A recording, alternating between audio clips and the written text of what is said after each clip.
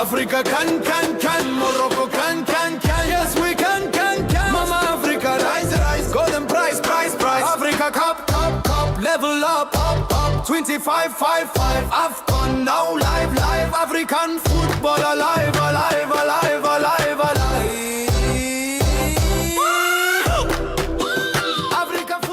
All right, and welcome again to TV47. Remember, this is TV47 AFCON Extra, where we are going to discuss matters to do with the Africa Cup of Nations that is going on in Morocco. And from 24 teams, we're only remaining with 4 teams. Speaking of the 4 teams, we are talking about the host Morocco. We are talking about Nigeria, Egypt, and Senegal, who will be facing Egypt again. It's Mo Salah versus Sadio Mane affair. On the other side also, Morocco versus Nigeria. They're saying every time a team knocks out Cameroon, that team ends up becoming the champions.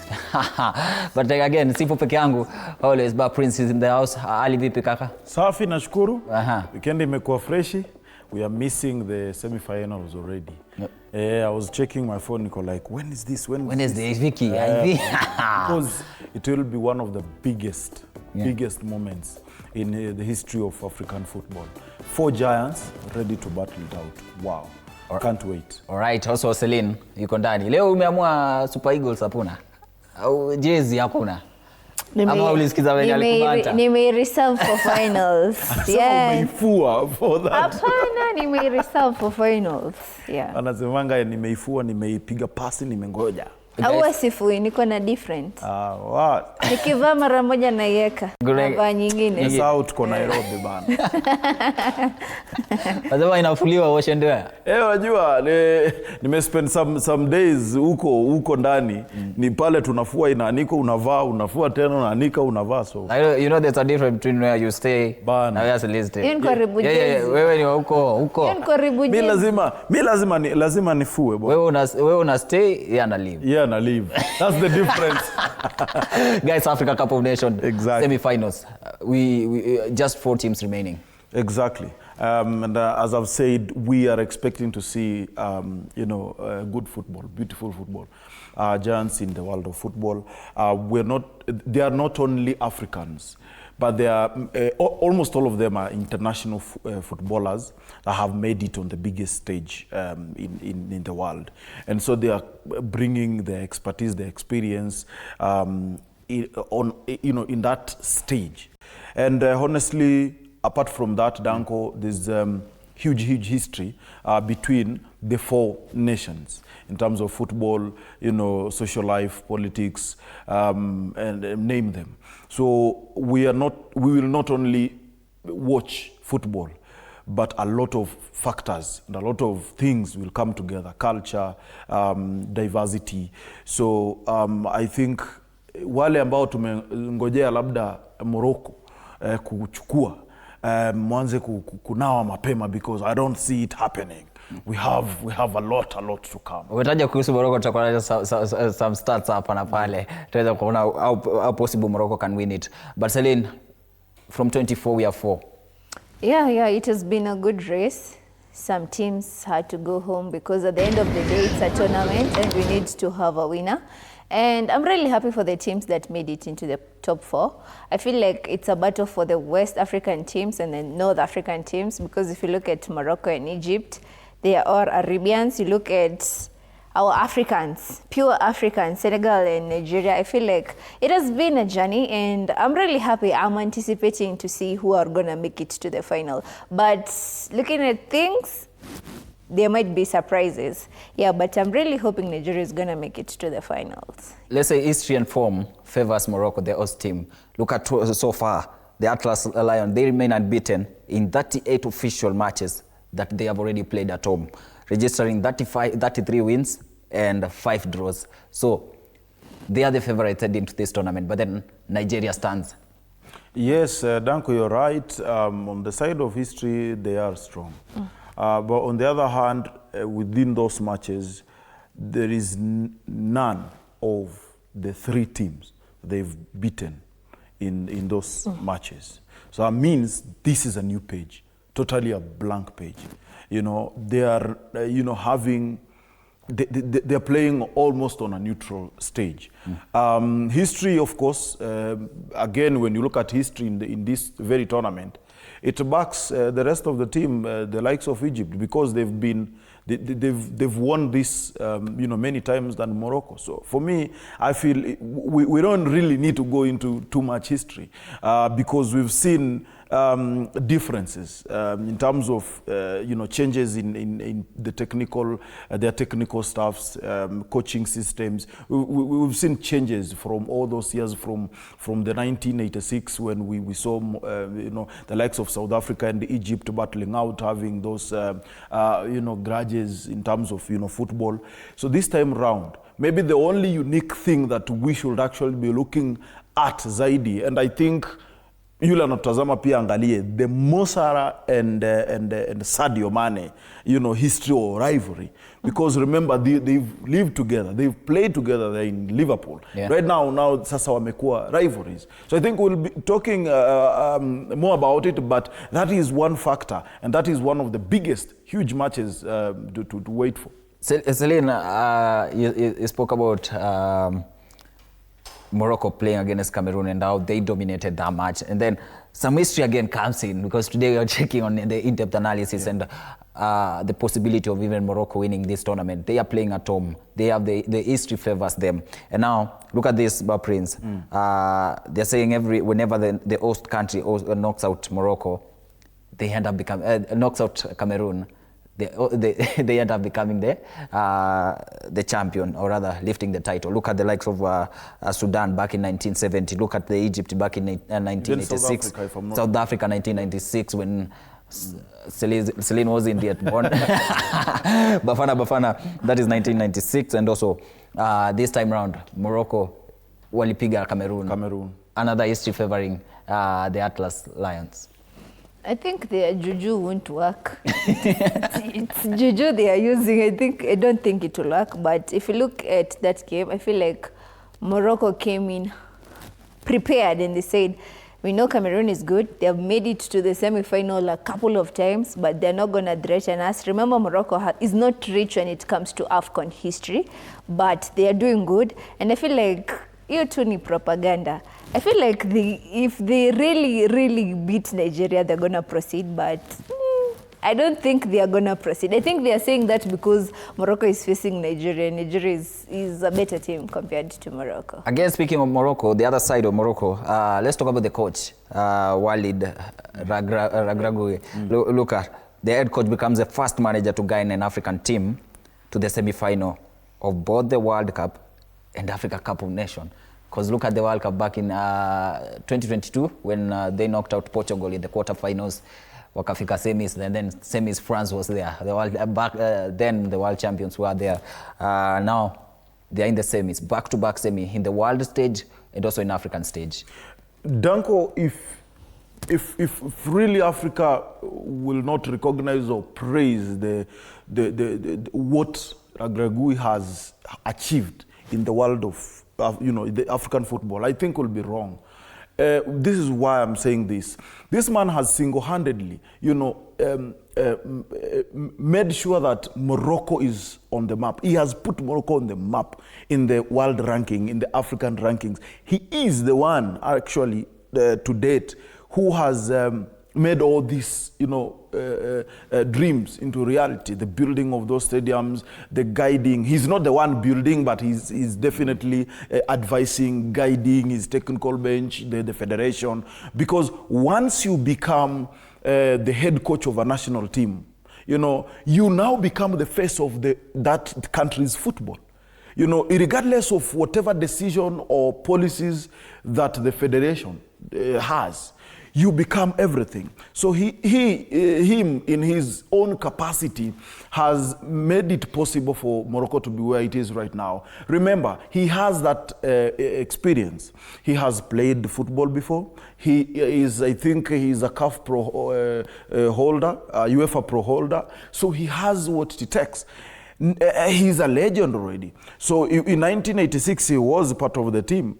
I think credit to him on who he is and what he has been able to achieve. And that coach, goodness, he's the reality and the real definition of a tactician and a sensational person. It's just amazing times to be alive and seeing such minds in our football. Okay, Brahim Diaz, Celine. Yeah, he's on his 5th goal. Kudos to him. I think we said it, that tutaenda past 5 goals or 4 goals. Yeah. We talked about it. Yeah, I think he's doing wonderfully, and it was not easy to score against Cameroon, but he actually scored, and I feel like he's doing good. I think today when they play Nigeria, I don't think he's gonna get a chance to score because I think his goals are over now. But it was a good run. Let me not rule him out, but yeah, it's a good run for him. Also, personal brilliance. All right. And this is what makes a team. Sometimes you play as a team. From where I sit as a coach, you can play football as a team, but you need that one single man to win you that match, and that is who Diaz is. Checking on some of the stats as we are still talking matters to do with Africa Cup of Nations. Brahim Diaz, the Real Madrid forward. Akichezea club ni Real Madrid, but then in Morocco international. In his first 20 games for Morocco, only Basir was scored 14 goals, has more goals than Brahim Diaz, who was 13. So in case anafunga zingine mbili, it's already history, it's already a record. Look, another historical moment for him. He is now just 2nd player ever to net in his first 5 Africa Cup of Nations appearances. Brahim joins Ghana's Osei Kofi, who did it back in 1968. Look at the top scorers of Africa Cup of Nations. In that Moroccan squad, Ahmed Faras, who has 6 goals, 5 goals for Youssef El Nesri, and now Brahim Diaz was 5 goals for Morocco in Africa Cup of Nations. Huyu ni kijana amekuja juzi. Alafu pia there's that question yenye nakujanga. Someone just joins us and then he takes the number. Brahim Diaz is proving himself. I mean, if you look at the team he plays, it's one of the best teams, Real Madrid. And I feel like the fact that you're shining in the team that you play and the fact that you're shining in your home teams, it means that you're doing great, and kudos to him. I mean, it's not everyone who break records. I think he's going to even break that record of 14 goals because it's possible. We can't say it's not possible, and I feel like he's doing great. I think he's not going to score today. He's not going to score against Nigeria. I'll still stick to that, but maybe next year he will. My director usually says, Inonda, walitafuta ball na torch. Cameroon nao walifunzwa game hiyo. Tukubali, si ndio? Walitafuta na torch. Yeah, walikuwa down. Honestly, walikuwa down. Haikuwa Cameroon ile tunajua, but even the coach acknowledged the same. Akasema leo imekataa. Saa zingine you just accept it. What I wanted to say about Diaz and why he's doing what he's doing, and actually have you realized that nowadays players who are scoring are not the forwards really, the 3. That is the fullbacks, the wings or wingers and the center forward. The Real Madrid philosophy of football is almost the same as Morocco's philosophy. Let the players express themselves. That is basically why Real Madrid plays that kind of football, different than the likes of Barcelona. Let me not go into that. But that is the reason as to why people or players like Diaz are shining, because Diaz is able to carry that ball from the midfield, dribble past 1, 2, 3, 4 players. There are clubs like Barca, you cannot do that. So I think, and if you look at his goals, saa zingine anachenga mpaka anaanguka ndo anafunga, because he has that capability of carrying and dribbling that ball past. He has skills. He is good on the ball. So Danko, I think he's just a beauty to watch. It's just something ambayo mazee huwezi ukaelezea. And so when you give players that motivation, go do your thing, that's what happens. Ipige ishe. Speaking of Morocco, Nigeria, they are standing in front of them, and then Morocco with the 38 matches and unbeaten run, 38 matches unbeaten run. Nigeria, how they played against Algeria, guys. Yes. At Algeria, mwisho wa siku hawakuamini. Tuanze na Celine. I mean, if you look at Algeria, they have made many appearances in AFCON semi-final, same as Nigeria. I think Nigeria has made 16 appearances in the semi-finals of Africa Cup of Nations. So both team has rich history when it comes to AFCON competition. But again, that day I feel like Nigeria was the better team. The second half and towards the first half, towards the end of first half, because when the game started, I mean, there were so many chances, but they were not capitalized well. But I feel like, I said it's going to be the end of Algeria, because if you look at Nigerian team is full of stars, and these players, most of them play outside the home league. And you look at Osimhen. Osimhen, that day was in his good behavior, even though we don't know what happened in the changing room. You look at players like Iwobi, good.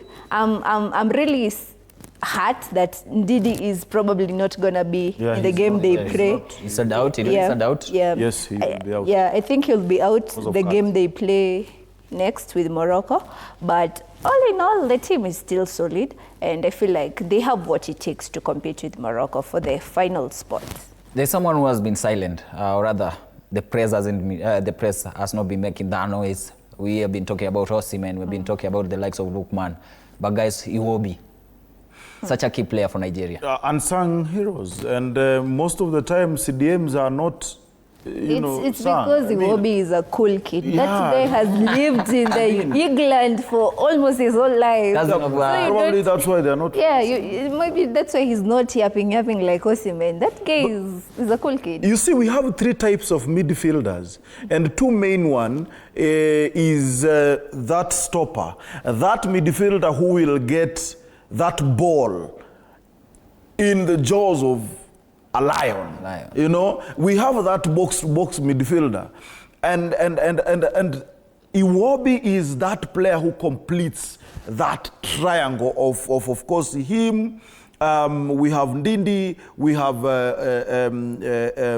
Lookman. The three midfielders. Lookman, of course, playing as an attacking midfielder. But we have now Ndidi at the center of it all. Then Iwobi as a box-to-box midfielder. So I think, and they understand each other. They both played in one of the biggest leagues in the world. So that is what is making them tick. And Danko, it's so obvious that Nigeria has to shine because they are there. And now sasa angalia Osimhen pale. Kwanza hii jamaa ingekuwa ilifunga mabao mingi sana. Sure. Ni vile kama angekuwa na mtu kama Haaland hapo mbele. Kama nasikiza Nigeria wanasemaje kuhusu hii game. Lakini on the other side, guys, Egypt knocking out, or rather Egypt proceeding to the semi-finals. Many people will have betted that wataingia semi, lakini ndio hao kwenye semi. Mo Salah, tukifanya group stage, there's a time we said Mo Salah has been so silent, but then he is 4 goals now among the top scorers, or rather among the player of the tournament. But ameangukia.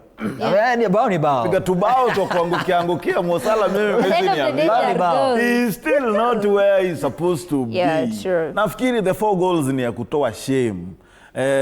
Kudos, he deserves them, and yendi alijifungia, hakuna yenye ati ilibahatisha. But nafikiri Mo Salah is fading, and I don't know, because one thing that is concerning is that we have not had wonder kids in this tournament proving us or showing us that, 2027 we are coming. Because look at even the list of the top scorers. They are all giants. They are all, wazee, so to say. Brahim Diaz is 22. No. What I mean is they've already made it on the biggest scene. So where are these young boys? The under 17, the 17s, the 20s, 19s? We've not seen them really. And I think going forward, Mo Salah might not be available for 2027. Sadio Mane might not be there. Mahrez might not be there. Because hao watu ile ball wanacheza huko pia inawapatia challenge kubwa. So within 2 years, I don't know kama watakuwa wameweza. So who exactly are we expecting to to make or to recreate this kind of moments that we are seeing today in 2027. But for Salah, I think at the end of the day, kuna venye atabadilisha the role. It's been more of a running, attacking player. So atasink kidogo and less runnings, no? Yeah, the fact that he's playing attacking with Mamouche, it means they are doing something good. And I feel like also their midfield is really good. It's able to hold the ball and distribute the ball well. And I feel like that is what is carrying Egypt, because if your midfield was not doing good, I don't think they could have actually scored goals come this tournament. But I feel like still Egypt is not, we're not feeling the weight of Egypt. It's like, most of the time it's like, oh, today's a good day, we score and then we proceed. I still feel like we have not felt the dominance of Egypt when it comes to this tournament. Remember, Egypt is one of the teams that has the best history when it comes to AFCON. And yeah, I feel like they have struggled even 2023 they did struggle. But the fact that they have made it to the semi-final this particular AFCON, remember 2023, I think they ended up getting out in the group stages, yeah, and then this one they made it to the semi-final. So I feel like maybe it's an improvement from the last tournament, but kudos to them. A huge achievement from Egypt. But then again, who stands in front of them? We have Senegal, who wenye waliwazuia kuingia kwenye World Cup, and then again in the finals back in 2021 Senegal Egypt. Yeah, Senegal. It ended on penalties, you remember. Yeah, so waliwatoa pia. So hii ni revenge. Many people are saying it's revenge. During the World Cup qualifiers, we said this is a revenge. But then again, and Senegal came. This is the beauty about football. This is what even this time round, bado watawatoa tu. Senegal itawatoa tu. Na bado tutaenda 2027 wakutane tena tuseme ni revenge. Utawaona kwa group stages tena ni revenge. And that is what we want to see every 2 years, because that is what makes the game beautiful. Inafanya ibambe. So hiyo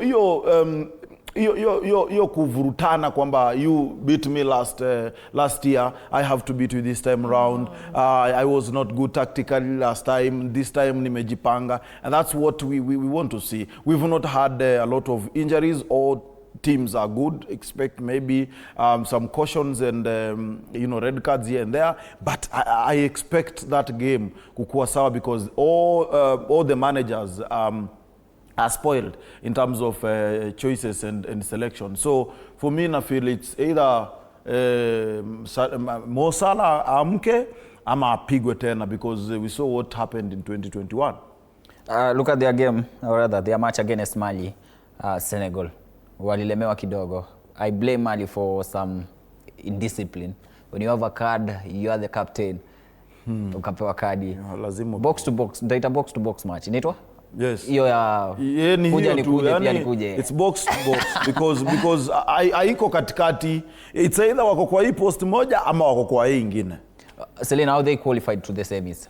Senegal. I mean, if you are the team captain, yes, tunaambiwa take one for the team, but I don't think that was necessarily needed.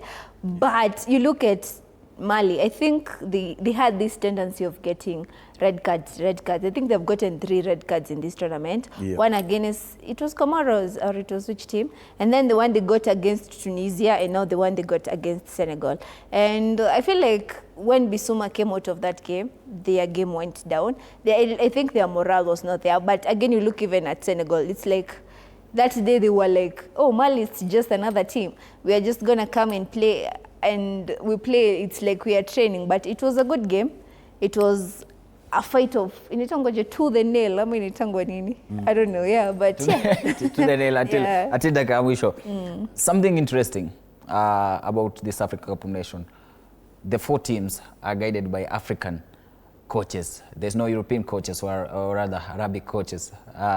For this time, look at the likes of Eric Chelle, the Malian, who is guiding the Nigerian side. I love this coach, because I usually say if there's something, football will kill a coach. Definitely. Chelle will be the first coach. Of pressure. Also look at the like of Osam Hassan of Egypt. Yes. Walid Regragui of Morocco. And then we have Pep Diaz of Senegal. Yeah. 4 coaches. So that means one coach, one African coach will, at the end of the day, lift the trophy. Yes, Danko. There's one thing people might be asking. Maybe, why can't we go that way as Kenya? But kuna vitu tofauti hapa. These guys are coaching already established players. Yeah. Experienced. The people you don't need to build again. So, whether uko qualified, as long as uko qualified in terms of education, nini, uko sawa pale. And I can tell you, wale majama, the fact that they are handling established players when you're mpitia kwa mikono ya the best in the world, the Peps of this world, I don't know, the Xavis, it means that Africa, we have that potential. And we now want to see them managing clubs even in England, in Spain, in Germany. Kinachelewa enda wachukue kina Chelsea, Man U sahi haina iko na kazi, chelewa Man U coach. Tuende achana Man U. Celine tufungie tuende. Chelewa ende pewe job Man U. Acha story. Kuna mtu pale amepewa interim akafungwa tena na amefutwa kazi pia. Tufungie, funga tuende. I mean, it's a good thing to see all 4 teams with African coaches. It means that we are good and we can produce our own. Yeah, so kudos to them. May the best of them win among the 4. Yeah. Manchester, Chele yuko. We are talking about Africa, and then speaking of coaches, they say Africa football belongs to African mind since 2019. Kwa hivyo hapa pia sisi tutakuwa nafunga. Nimeshukuru sana for being with us. This has been an Africa Cup of Nation extra show here at TV47. My name is Duncan Mutua. Keep the conversation going on our social media platform at TV47 Kenya on Facebook, TV47 Digital on X, and even on my social media platform at Duncan Mutua Skofu on Facebook. Have yourself a great week and a great day. Can, Morocco can, yes we can. Mama Africa, rise, golden prize, Africa Cup, level up, 25-5-5, AFCON now live, African football alive.